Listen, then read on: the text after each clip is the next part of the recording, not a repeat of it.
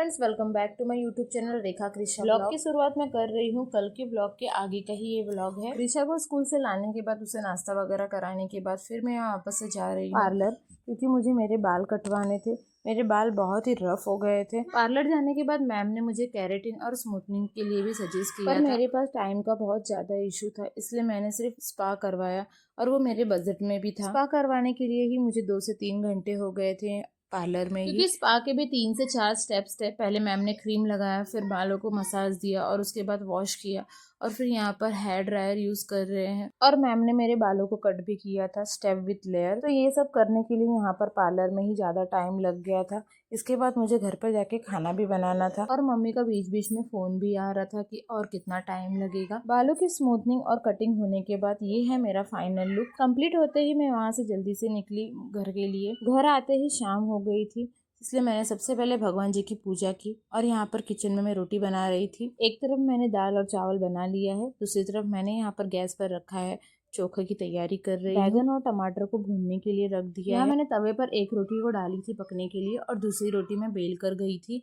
बाहर किसी काम से। उतने में कृषा ने आकर चिमटे की मदद से रोटी को कट करके रख दिया है और इसकी यही आदतें अच्छी नहीं लगती मुझे। मैं कुछ काम करके जाती हूँ और ये आकर बिगाड़ देती है। यहाँ मुझे इतना ज़्यादा लेट हो रहा था, इसके लिए मैं एक तवे पर 2-2 रोटियाँ बना रही थी ताकि ये सब जल्दी जल्दी बन जाए। यहाँ पर मैंने दाल चावल और चोखा और रोटी बना रही हूँ। यहाँ बीच बीच में कृषा आकर मुझे परेशान भी कर रही थी और मुझे ऑलरेडी पहले से ही लेट हो गया था, इसलिए मैं यहाँ पर जल्दी जल्दी कर बना रही थी और ये आके बिगाड़ रही थी। मम्मी सब्जी लेने के लिए गए थे और मैं सोच रही थी उनके आने से पहले मैं जल्दी जल्दी खाना बना लेती हूँ ताकि वो मुझ पर गुस्सा ना हो। जब मैं यहाँ पर प्लेटफॉर्म पर रोटी बना रही तो कृषा यहाँ पर नीचे वो उसने आटा लेकर उसकी छोटी छोटी लोइयाँ बनाकर उसे ग्लास की मदद से वो कट कर रही है और कह रही थी कि मैं इसकी पूरियाँ बनाकर इसके साथ खेल रही हूँ और मैं उसे बीच बीच में डांट भी रही थी।